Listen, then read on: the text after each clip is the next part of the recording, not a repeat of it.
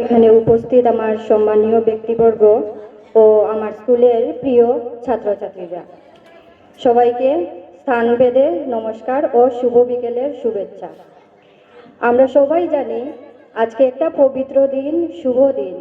আমাদের এই স্কুল যাকে কেন্দ্র করে আমাদের স্বামী প্রণবানন্দ মহারাজজি, ওনার আজ 131তম জন্মদিবস। তো আজকের এই পবিত্র দিনে আমাকে বলা হয়েছে যে স্বামীজির শৈশব সম্পর্কে কিছু বলার জন্য।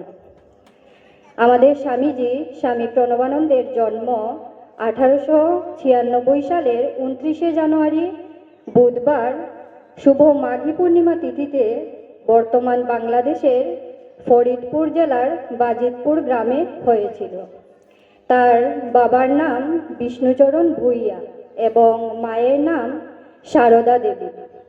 ছোটবেলায় তার নাম ছিল জয়নাথ, আর ডাকতেন সবাই মিলে ওনাকে বিনোদ বলে। বুধবার জন্ম হওয়ায় কেউ কেউ তাকে বুধ বলেও ডাকত। তিনি ছোটবেলা থেকেই খুব পরোপকারী ছিলেন এবং তার মধ্যে আধ্যাত্মিক ভাবধারা স্পষ্ট হয়ে ওঠে সেই ছোট্টবেলা থেকেই।